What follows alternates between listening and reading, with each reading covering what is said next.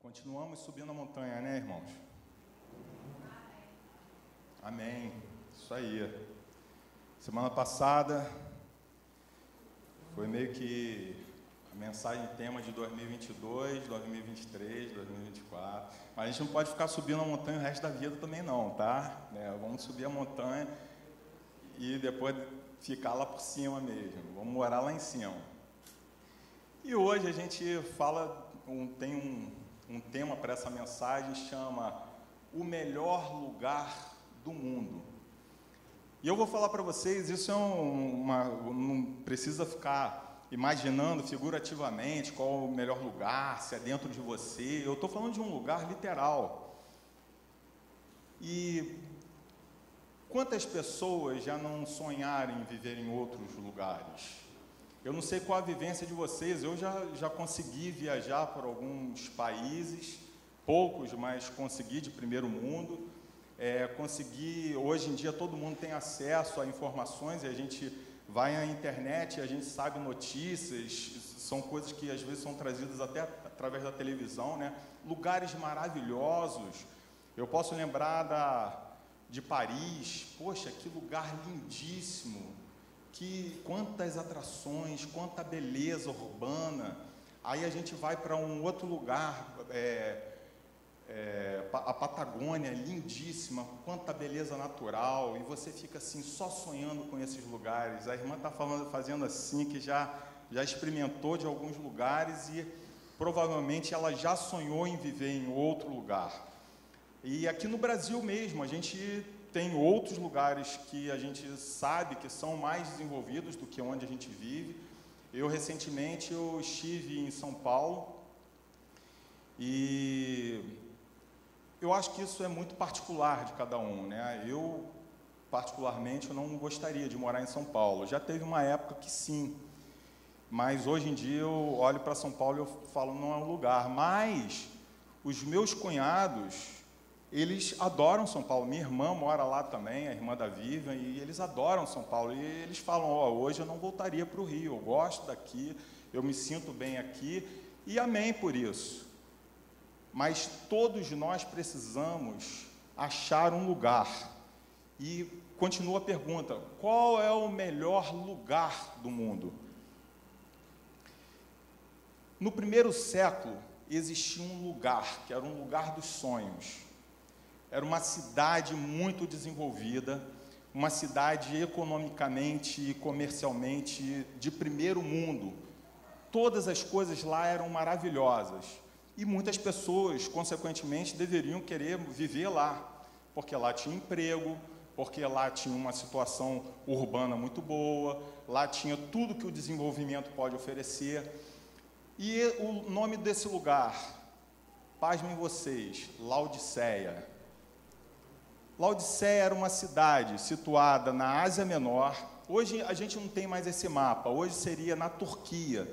Não sei quantos de vocês, o Sérgio hoje não está aqui, que é o geógrafo de plantão, mas ali, depois continuação do mar Mediterrâneo, tem o mar Egeu, onde fica a Grécia. A Grécia, todos nós já vimos fotos, né? Mykonos, sei lá, e Creta, e até Patmos, onde o apóstolo João ficou preso, fica nesse mar. E do outro lado do mar fica, de um lado a Grécia, do outro lado do mar fica a Turquia. E que na época do Império Romano se chamava Ásia Menor. Na Ásia Menor ficavam as 7 igrejas do Apocalipse, dentre as quais se encontra a igreja de Laodiceia. Essa igreja essa cidade era tremenda, era uma cidade muito desenvolvida, ela ficava num cruzamento de rotas comerciais e por isso foi desenvolvido muito forte o sistema bancário, que não é o sistema bancário que a gente tem hoje, mas é um sistema de guarda de moeda, de depósito, de troca, câmbio.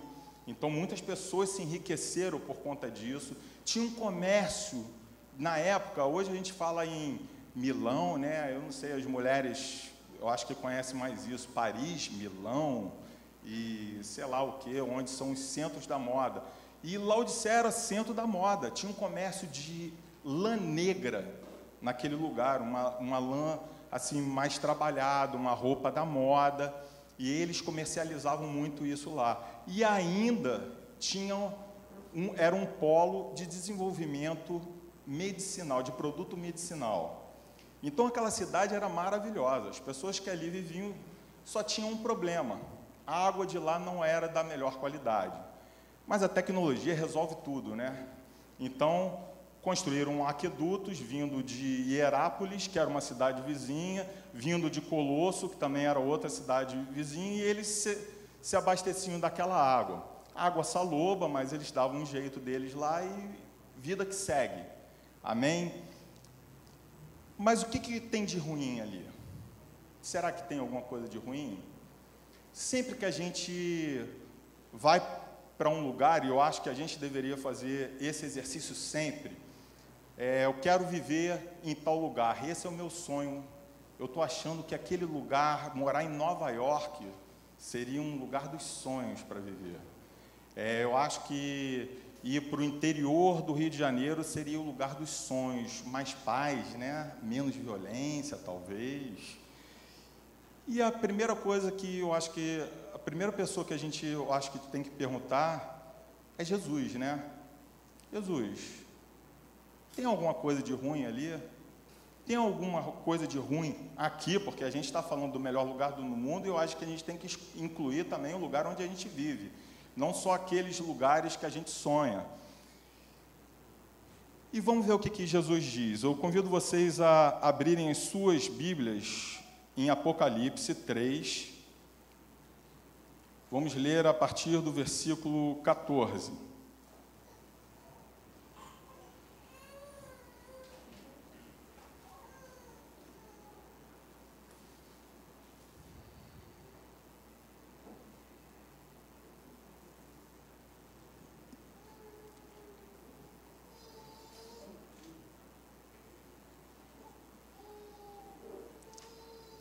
Amém?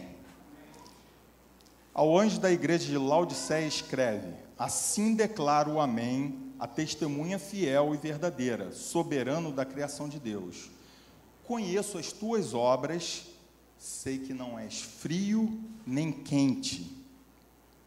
Antes fosse frio ou quente.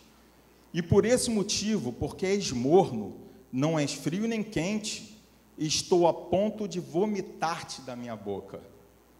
E ainda dizes: estou rico, conquistei muitas riquezas e não preciso de mais nada.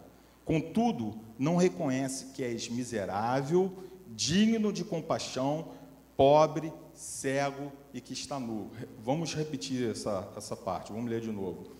Contudo, não reconheces que és miserável, digno de compaixão, pobre, cego e que está nu.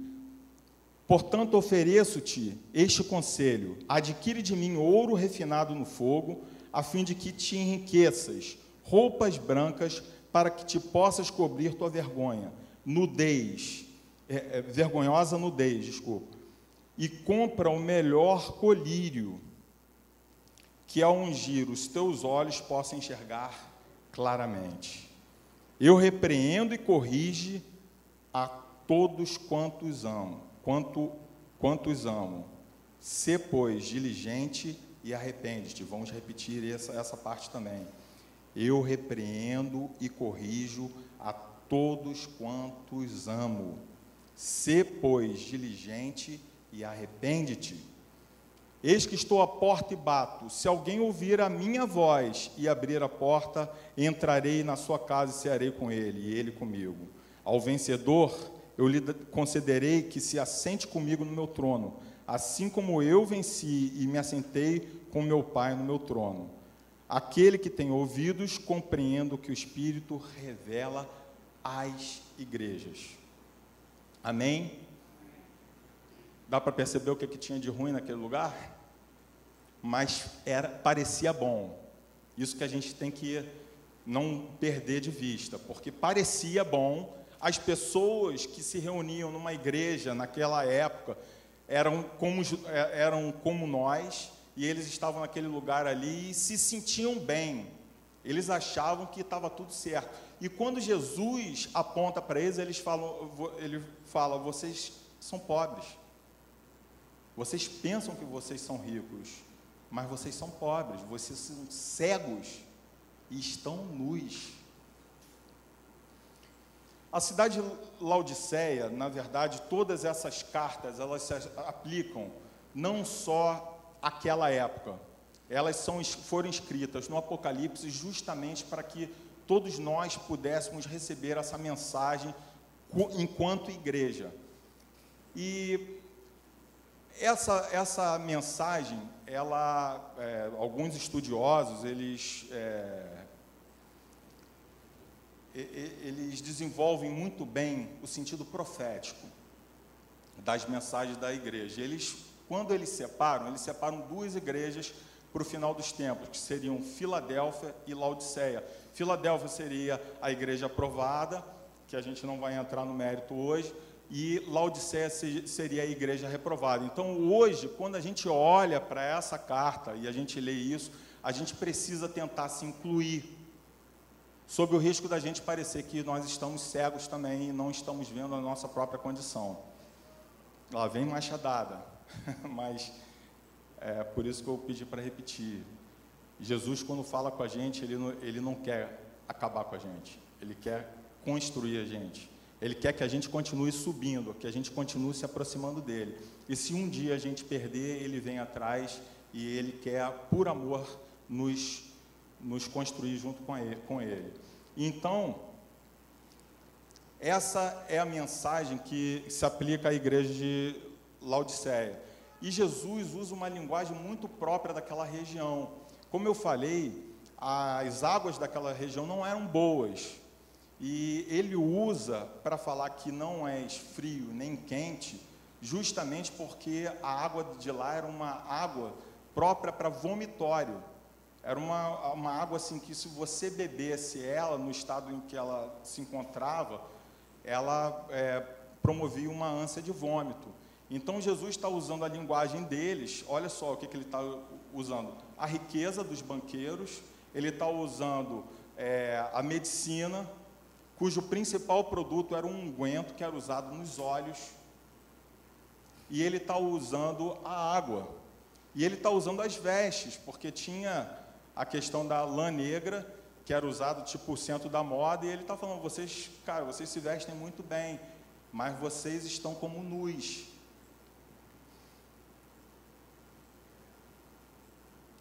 E aí eu pergunto para vocês, conheço as tuas obras. E eu leio esse texto e eu imagino Jesus falando com aquela igreja, eu conheço as tuas obras. E eu imagino ele falando com a igreja do século 21 hoje, conheço as tuas obras. E eu faço um vínculo entre essa hora em que Jesus está falando com a igreja de Laodiceia, eu lembro quando ele falou com Nicodemos. Nicodemos era um estudiosíssimo, um doutor da lei, e vai encontrar com Jesus, porque começa a ver um interesse nele, começa a despertar curiosidade, ele vai encontrar com Jesus. E ele se apresenta e eu falo, Jesus, mestre, sei que tu és vindo de Deus, porque se não fosse, não faria as coisas que nós vemos que o Senhor está fazendo. Aí Jesus já corta ele e fala assim, Nicodemos, você precisa nascer de novo. Ou seja, curto e direto. Conheço as tuas obras, sei que não és frio nem quente, e porque és morno, estou a ponto de vomitar-te da minha boca. E aí essa semana, quando eu falo que esse não é o Covid, não é o maior dos nossos problemas, eu comecei a fazer essa devocional durante a semana inteira, e a gente começa a olhar para a igreja, a olhar para a vida da gente, na igreja onde eu me incluo, e a gente pergunta, quais são as minhas obras? O que Jesus está querendo dizer com obras? Poxa, Jesus, mas eu dou uma cesta básica? Poxa, Jesus, mas todo domingo eu estou lá na igreja, eu trabalho na portaria, eu prego de vez em quando. Poxa, Jesus, eu toco no louvor.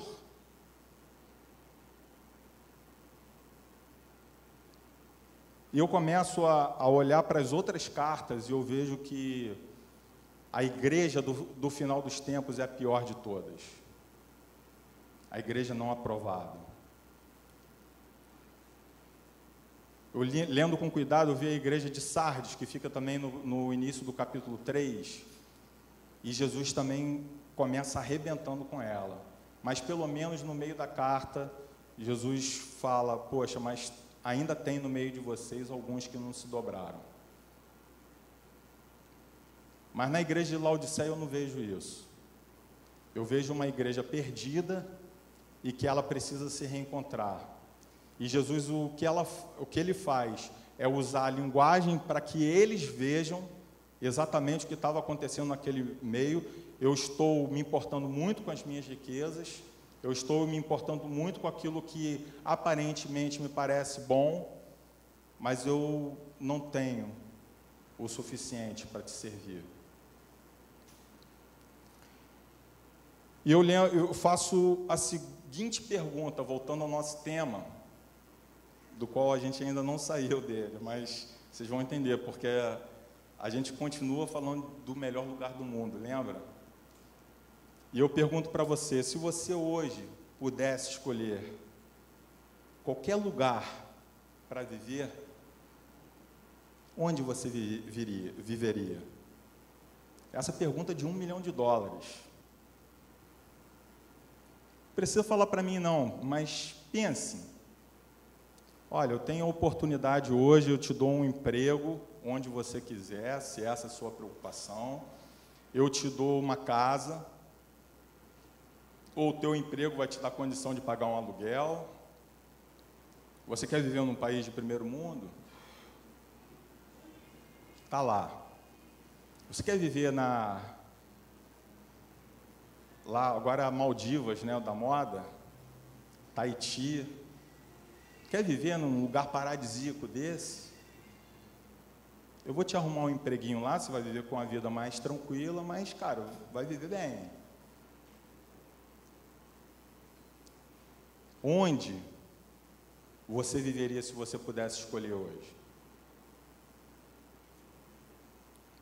E aí vem a complementação da pergunta, porque a pergunta de $1 milhão não termina aí. Por quê? Por que você viveria nesse lugar?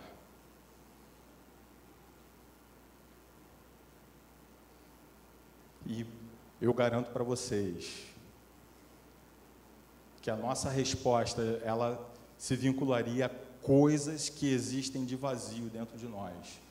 Eu viveria lá porque lá tem menos violência, eu viveria lá porque lá o país é mais desenvolvido, as coisas funcionam, a organização urbana é melhor, lá tem uma condição econômica que pode me dar mais dinheiro, e mas eu me preocupo não é comigo não, eu me preocupo com meus filhos. Mas mesmo que seus filhos fossem para um país desse e eles se afastassem de Deus, você estava preocupado com seus filhos? Alguém te disse que lá é melhor espiritualmente para eles? Ou seria um lugar só para preencher os vazios que hoje você pensa neles? Porque a nossa vida varia de tempos em tempos, né? Como eu disse, já teve uma época que eu fui a São Paulo e eu falei, poxa, esse lugar é muito bom, muito legal, aqui tem tudo, os restaurantes são os melhores. Aqui o consumo é o melhor que existe. Aqui a praticidade é tudo. Aqui até as pessoas são mais educadas do que no Rio de Janeiro. Mas muitas vezes, a gente está buscando migalhas diante do que Deus tem oferecido para a gente. E aí eu lembro de um caso, vocês vão lembrar também, porque eu acho que vocês vivem aqui há bastante tempo. Teve uma época recente, há poucos anos atrás, que a gente estava vivendo uma crise de segurança aqui no Rio de Janeiro. Vocês lembram disso? As pessoas assaltavam a gente na rua e, cara, eram sei lá, nessa rua aqui deveria ter 2 assaltos por dia. A gente sai aqui em Piratininga toda hora, lugar, poxa, anda com um carro, daqui a pouco um carro fecha na sua frente, você não sabe o que está acontecendo, sai aqueles caras com uma arma desse tamanho, te tiram do carro e você fica, o nosso irmão Rendel viveu um negócio desse ali em Caraí, e muitos outros, o pastor na Avenida Brasil. E nessa época eu lembro muito bem que estava todo mundo querendo sair do Rio de Janeiro. É ou não é? E foi nessa época que eu conheci uma missionária chamada Heidi Baker.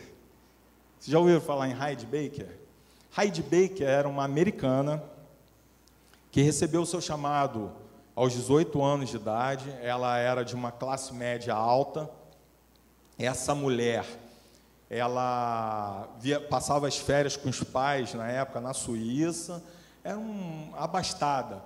E quando ela recebe o chamado, ela larga tudo isso para ser missionária. E em determinado momento da vida dela, ela escuta Deus falando com ela: você vai ser missionária na África. Mas onde, Senhor? No pior lugar. No lugar que estão precisando mais de você. E ela larga tudo e escolhe Moçambique, que era, segundo ela, na época, o país mais necessitado da África. Atravessa com um atravessador, ilegalmente, porque ela não tinha condição de entrar lá legalmente, parece que tinha uma guerra civil rolando na época. Ela compra um caminhão, o rapaz até fala com ela: poxa, melhor você comprar um sedã, né, porque a aparência para você vai ser melhor, quando você estiver fazendo contato com as pessoas e tal. E aqui estão explodindo muitos caminhões, né, por causa da guerra civil. Ela falou: não, mas eu preciso de um carro para o trabalho. E ela compra um caminhão, Deus abençoa ela, e os maiores milagres da vida acontecem na vida daquela mulher. Ela começa a arrumar, ela consegue um lugar para viver milagrosamente, porque ela não tinha dinheiro. Ela consegue pessoas para somar com ela dentro do trabalho, e é um dos ministérios que mais ilumina a nossa vida quando a gente tem contato com ele, porque a gente vê gente sendo ressuscitada dos mortos. A gente tem testemunho de várias pessoas sendo curadas. Ela chega naquelas aldeias com um projetorzinho e começa a passar um filme de Jesus para apresentar Jesus para aquelas aldeias. E daqui a pouco começa a passar o filme e no final já começa a chamar: ó, quem quer ser curado, quem tem problema aí, quem é surdo, quem está na cadeira de roda, vem para cá. E começa a orar e as pessoas levantam.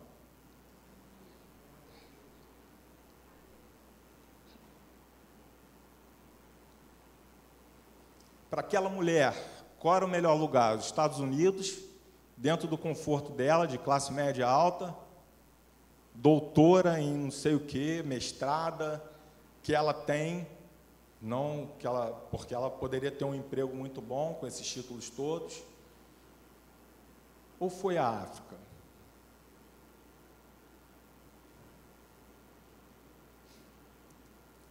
E Jesus está oferecendo para a igreja 3 coisas para a igreja comprar. Agora não é mais de graça. Qual o preço? Arrependimento e diligência. Está lá no versículo. Vocês procurem aí, senão eu vou me perder.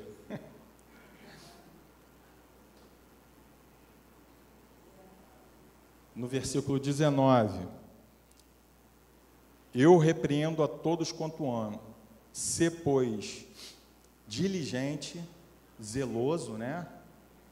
Cuidadoso, atencioso, e arrepende-te. E aí Jesus oferece o que para essas pessoas comprarem? Ele oferece riqueza, a riqueza verdadeira. Ele fala em ouro refinado no fogo. Vocês sabem que o ouro é um metal precioso, muito valioso. O ouro refinado no fogo é o mais puro de todos. porque eles refinam até tirarem todas as impurezas. Aquele é puro, puro, puro. Então, Jesus está oferecendo à igreja ouro refinado no fogo. E para vocês, o que seria o ouro refinado no fogo? Qual é a maior riqueza desse mundo?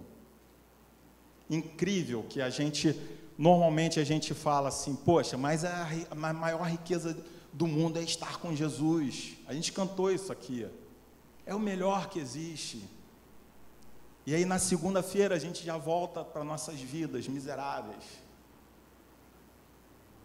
E eu digo para vocês, a melhor riqueza do mundo hoje, se você conseguir alcançar, é paz, alegria e justiça. Quando a gente chega aqui na frente e fala a paz do Senhor, que isso não se torne um jargão sem valor, mas que a paz habite nas nossas vidas e na vida das nossas famílias. Porque o que a gente mais tem de exemplo, inclusive, infelizmente, dentro da igreja, é falta de paz na nossa casa, é falta de paz na nossa vida. Alegria, quem não quer se alegrar?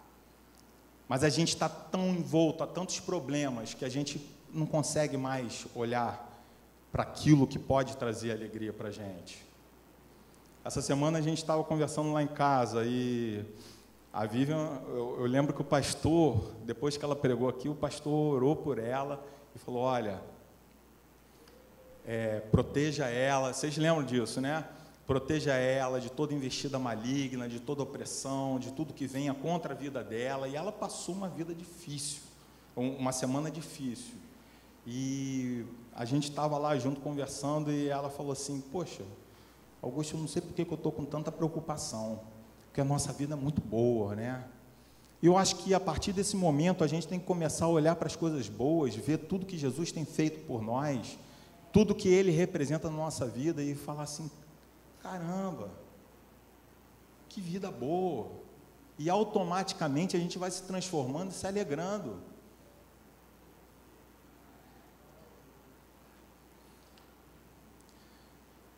Ele fala também que Ele oferece à igreja, pelo mesmo preço, uma vestimenta.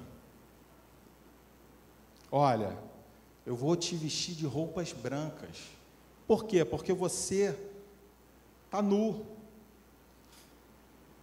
Vocês imaginem uma pessoa, e aí a gente lembra sempre de um exemplo assim, poxa, entra uma pessoa lindíssima, com um vestido, sei lá, de 5 mil reais. Aí você olha para aquela pessoa e você fala assim, poxa, aquela pessoa deve ser muito rica, com aquele vestido. As mulheres conhecem o preço de tudo, né? Homem não, homem eu acho que passa para eles, sei lá, 50 reais ou 5 mil reais, às vezes, tá? Faz diferença. Não faz diferença, mas para as mulheres sabem o preço de tudo. Então, se uma mulher entra com um vestido de 5 mil reais ali, as mulheres vão olhar, caramba, essa mulher é da alta classe, hein? Rica, meu Deus. Aí olha para o rosto dela e aqueles tratamentos todos e tal. Aí você não sabe que ela é uma profissional que trabalha com esteticista, né? E que eu não estou desmerecendo, mas não é um salário dos mais altos, não para comprar um vestido de 5 mil reais, mas aqui aquele vestido é emprestado. E aquilo desconstrói em você algo que você pensava dela. Você pensava o quê? Que ela era riquíssima, mas ela não é riquíssima. Na verdade, muitos crentes, a gente pensa que é espiritual por causa das vestes que eles estão vestindo, aparência. Mas Jesus, Ele consegue ver além da aparência. A aparência parece que é algo bonito, mas não é, porque Jesus olha para o coração da gente. Então, naquele momento que a gente olha, levanta a mão, Jesus sabe se a gente está louvando a Ele de verdade ou não. A gente, muitas vezes, não sabe, a não ser que Ele nos mostre. Mas nós precisamos comprar dele essas vestes. E as vestes, elas dizem respeito à santificação, elas dizem respeito à separação, integridade verdadeira, uma pessoa íntegra, que não muda aqui, e quando está ali é mais cômodo, ela muda de novo. Isso tudo a gente precisa comprar dele, com diligência. E por último, Jesus oferece a gente uma visão.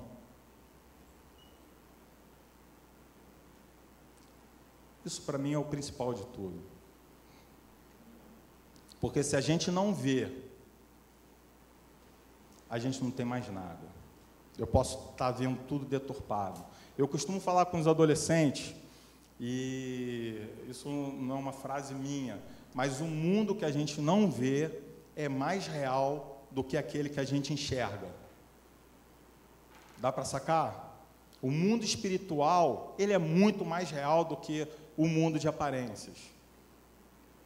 E essa visão a gente precisa ter a partir de nós. Eu olho primeiro para mim, e se eu não me enxergar o meu estado, eu não sei quem eu sou. E a igreja hoje, ela vive uma crise de identidade muito grande, porque as pessoas não sabem quem elas são, qual o estado delas.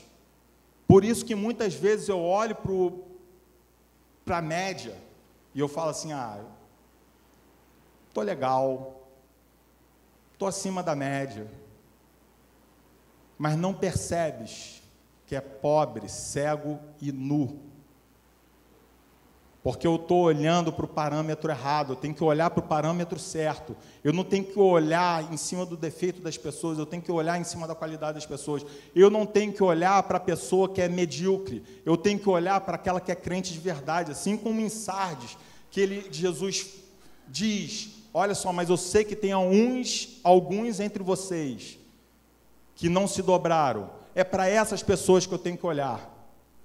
E na vida da igreja é muito difícil você caminhar sozinho. Eu imagino que em Sardes essas pessoas deviam pagar um preço 3 vezes melhor do que na igreja de Filadélfia. Porque quando você está agrupado com muita gente boa, é fácil você caminhar. Porque o certo é esse. Quando você está caindo e você começa a ter algum problema de ordem emocional, um pecado que vem até a tua vida, você tem uma outra pessoa para te segurar. E na hora, um outro momento, aquela outra pessoa que te segurou, é você que vai segurar. Porque uma hora a gente vai variar também para mal ou para bem. E a gente se ajuda, isso é igreja. E falta isso, porque uma pessoa não pode levar a igreja nas costas. Senão não seria igreja. Seria uma associação de inválidos. Uma pessoa tentando ajudar a carregar, vamos comprar cadeira de roda para todo mundo aqui. E a gente vai chegar naquele lugar. Vamos chegar, daqui a 1 milhão de anos, a gente chega naquele lugar juntos. Eu não quero ir nem de bicicleta, não. Eu quero ir de moto, mas aquela moto 1.200 cilindradas. Mas aí a gente tem que comprar moto junto. Para todo mundo ir, lascando na estrada.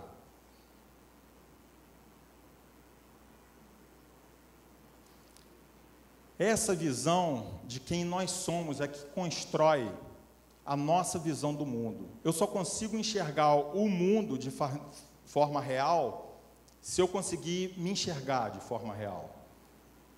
E a melhor visão que a gente pode ter é de que nós somos herdeiros, nós somos os filhos do Deus Altíssimo e co-herdeiros com Ele pela graça.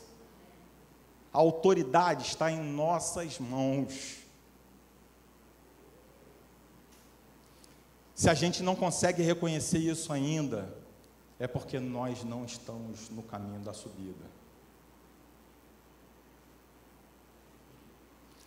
Mas eu não me sinto nesse estado, eu me sinto bem, eu acho que eu estou legal, eu sou santo, eu me reconheço com autoridade e tal. Então, eu vou fazer algumas perguntas, testes, para ver se Se a gente se reconhece mesmo nesse estado, você sente que tem paz, justiça e alegria na vida?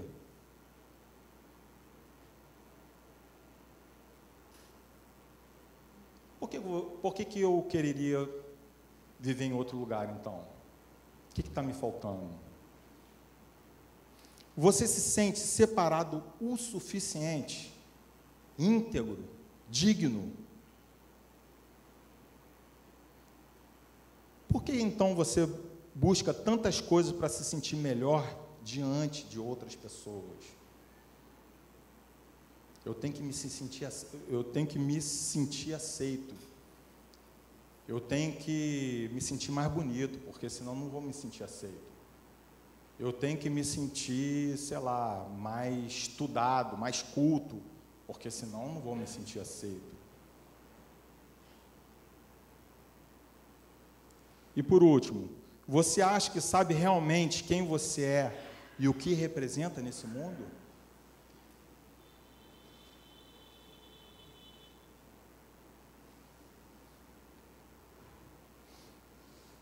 E agora uma interpretação minha. Jesus fala de riqueza, de vestimenta e de riqueza, vestimenta e visão. Perdão, que eu já estou pensando no que eu vou falar. Enfim, ele está oferecendo isso para a gente. Aí eu vou dar um conselho para vocês. E para mim esse conselho serve também, porque eu peguei isso até de um vídeo motivacional que eu assisti recentemente, e eu achei interessantíssimo. Desses três, qual o primeiro que tem que vir? Porque existe uma ordem. A gente está buscando isso, todo mundo aqui está buscando isso, todo mundo quer. Se eu perguntar para vocês, vocês querem isso? Vocês querem ter a riqueza, a paz, a alegria? Vocês querem viver em justiça e serem assim completos em tudo, que é a maior riqueza? Todos nós queremos. Aí eu pergunto para um obeso: você quer emagrecer 20 quilos? Quero, lógico. Uma pessoa que está no empreendimento, num projeto bem elaborado, você fala: você quer atingir o objetivo desse projeto? Quero. Logicamente que eu quero. Mas não é por aí que se começa. Porque, normalmente, a gente fala o quê? Eu quero atingir esse objetivo, eu quero crescer espiritualmente. Eu quero ser aquele cara, tipo Heidi Baker, que chama as pessoas já com intrepidez, com fé, e fala assim: levanta dessa cadeira e anda, e vê essa pessoa. Cara, não tem coisa melhor na vida que você ver uma pessoa sendo curada pelo poder do Espírito Santo e você ser canal do Espírito Santo na vida dessa pessoa. E a gente fica sonhando com isso, mas nunca sai do lugar. Por quê? Porque a gente sabe que existe um caminho. Aí, poxa, qual é o caminho? O caminho é a gente vestir vestes mais lindas, né? A gente ser crente de verdade, a gente começar a levantar a mão com vontade, a gente chorar na presença do Espírito Santo, a gente ter nosso devocional todo dia, ler a Bíblia, com fome, não é com vontade de dormir, porque normalmente acontece. Eu quero ler a Bíblia, eu estabeleci que nesse ano de 2022 eu vou ler a Bíblia inteira. Peguei o programa, e aí eu comecei, 1, 2, 3, 4, estou lá. E daqui a pouco, no 50º dia, eu já atraso. Hoje não vai dar para ler. Aí você, fiquei atrasado. Aí daqui a pouco vai atrasando outro, e no final das contas você se perdeu. Melhor largar, não está dando para mim isso não. Tem muita coisa para resolver. Essa prioridade e essas coisas, todos os hábitos espirituais, o jejum que a gente tanto prega aqui na igreja, a gente fala: vamos jejuar todo mundo. A gente está tentando incentivar a igreja a jejuar, mas isso precisa partir de dentro de você. E aí eu digo que o principal é a visão. O que está faltando na igreja de Cristo é uma visão de identidade plena. Se você se reconhece como não fumante, você vai parar de fumar. Eu decidi que isso não faz mais parte da minha vida. Por quê? Porque eu sou de Jesus e isso não tem significado nenhum na minha vida. Eu decidi, isso aconteceu realmente na minha vida. Eu gostava de beber socialmente, eu tinha até uma fraqueza quanto a isso. E um dia Jesus falou no meu coração: isso não pertence a você.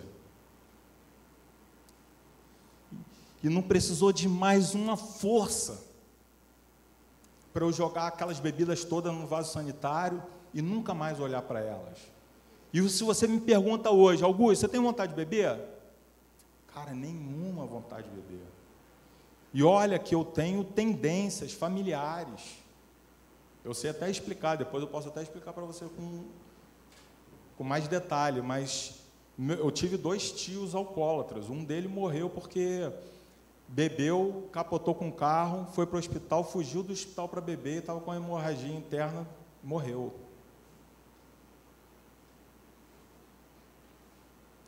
E eu falo, no momento em que você enxerga quem você é no mundo espiritual, quem você é como filho de Deus, muitas coisas não farão mais sentido na sua vida.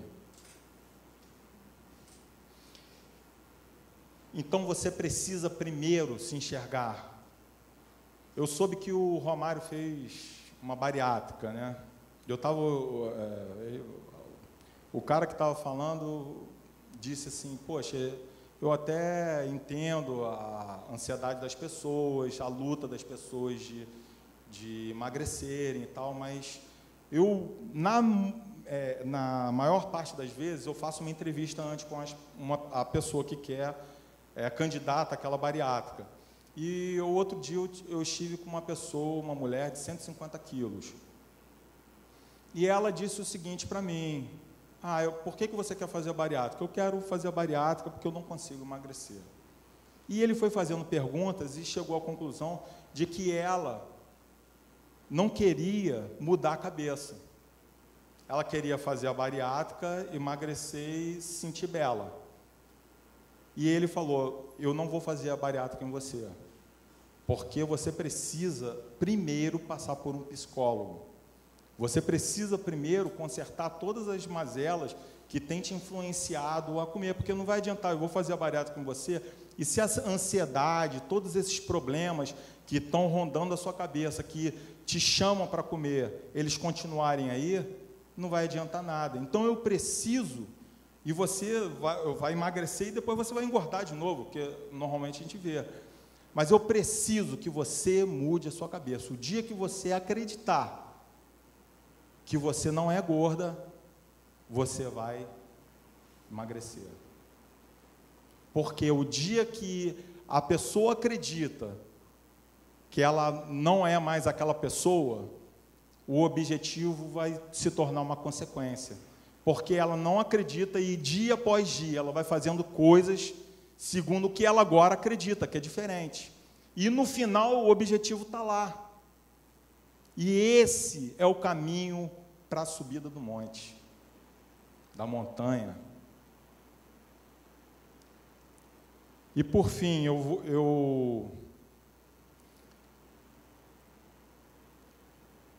como aconteceu nessa questão da bebida, então é uma experiência própria, eu faço questão de testemunhar. O dia que Jesus falou comigo sobre a bebida, não foi de repente. Eu já vinha buscando. E existe uma teoria de crescimento dentro do esporte, que ele fala o seguinte: pequenas melhoras, pequenas mudanças de hábito, diários, elas no final elas se tornam grandes mudanças. Então, você imagina aqui uma pedra de gelo, e aqui esse ambiente está a menos 10 graus centígrados, Celsius. E aí a gente está respirando, aquela respiração saindo fumaça da nossa boca, a gente olha para a pedra de gelo, aquela pedra de gelo nada. ela não muda do estado. E a temperatura vai subindo. -7, -5, -3. A gente olha para a pedra de gelo, -3 e nada ainda. E ela continua subindo. -1, 0, 1 grau. E quando a gente olha para a pedra de gelo, ela começou a mudar o estado.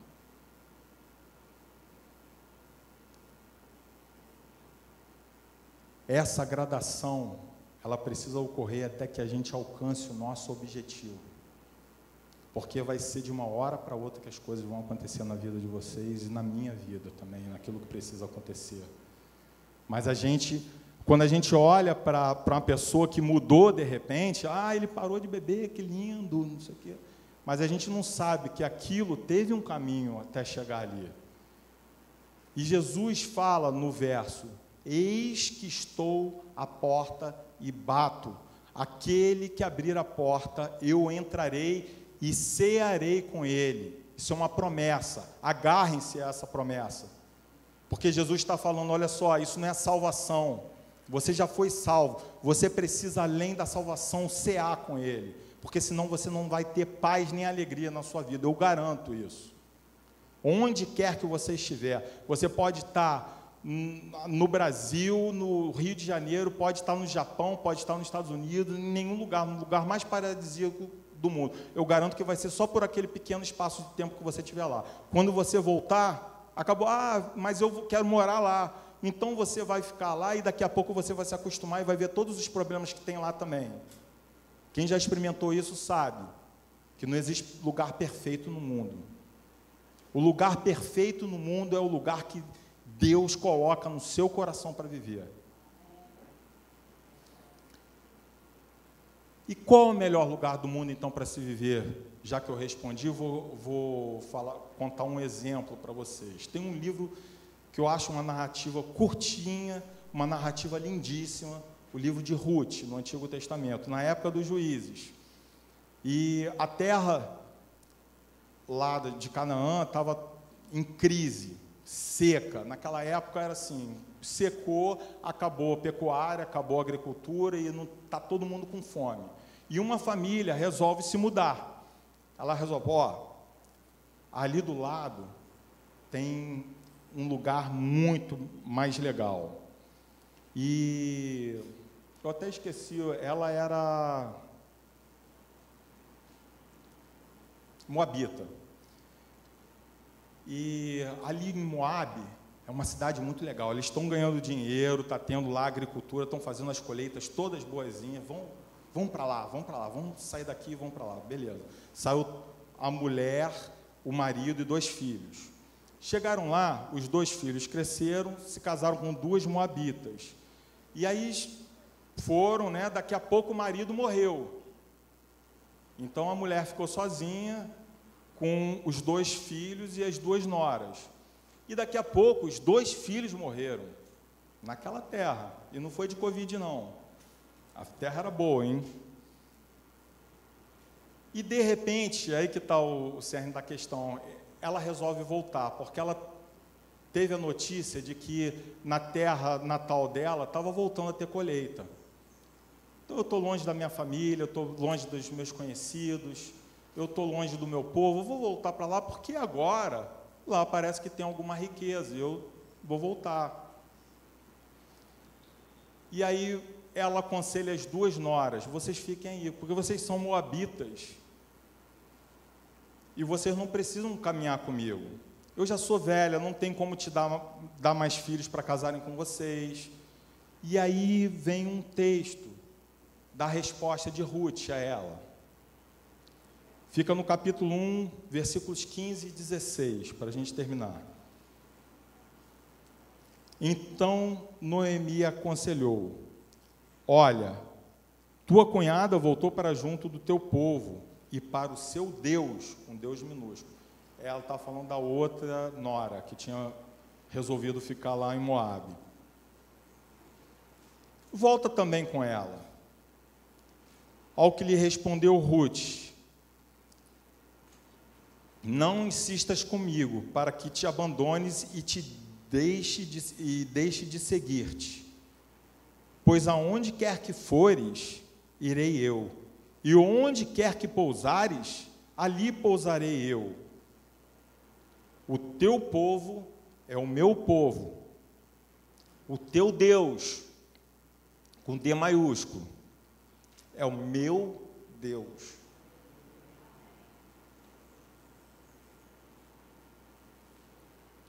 Que isso sirva como exemplo para a gente. Que a gente comece a olhar a vida da forma mais linda que ela oferece para a gente viver. Deus me deu uma mensagem no Ano Novo, como profecia para a igreja, que a gente deixe de olhar para os nossos problemas. Amém? Que a gente a nossa visão comece a mudar. E ela se torne clara. E que a gente possa enxergar esse mundo da forma que Deus preparou para que a gente enxergasse. Não que o mundo enxerga, porque o mundo, a gente não pode esperar que ele vai enxergar igual a gente enxerga. Ele está cada vez mais turvo, está cada vez mais distante do plano de Deus para a humanidade. Mas Deus separou a igreja dele para não ser morna, para ser quente. Amém? Vamos orar? Pai, nós te agradecemos, Senhor, por esse momento contigo. Senhor, que a Tua palavra ecoe nos nossos corações, não a deixe cair, Pai, não a deixe se perder, não deixe que, Senhor, tiremos qualquer valor que isso se apresenta para nós, Pai. O significado verdadeiro dessa palavra é que estamos no final dos tempos e a Tua igreja está se tornando cada vez mais morna, cada vez mais se adequando aos valores desse mundo, cada vez mais cultuando as riquezas mais do que a Ti, cultuando mais os prazeres mais do que a Ti. Senhor, que em momento nenhum possamos olhar para isso e achar que isso é comum.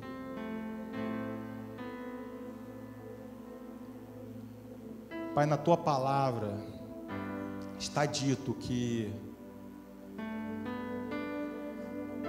quando o anticristo vier, ele colocará uma marca na mente e nas mãos das pessoas.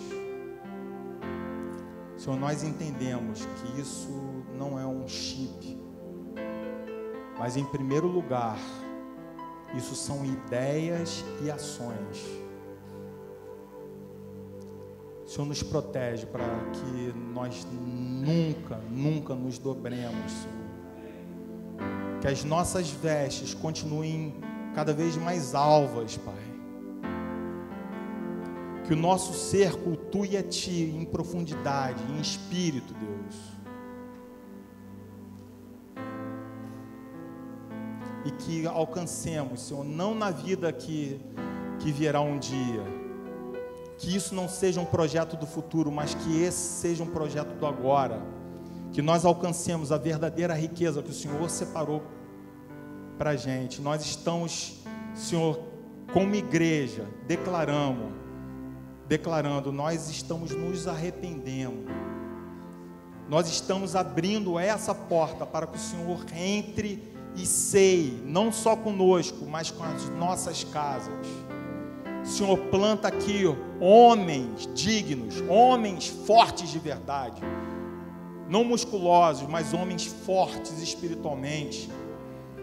Senhor, que possamos caminhar como igreja juntos, Senhor.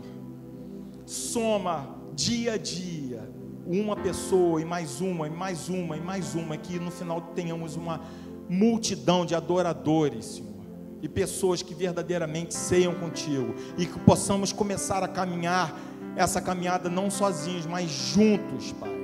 Não interessa para a gente continua declarando para o Senhor, não interessa para a gente ser separado unicamente, sem ninguém mais. O que a gente quer aqui é que nós sejamos junto com todos, Pai, que nenhum se perca, que nenhum fique para trás, a não ser aquele, Senhor, que não aguente e vá embora.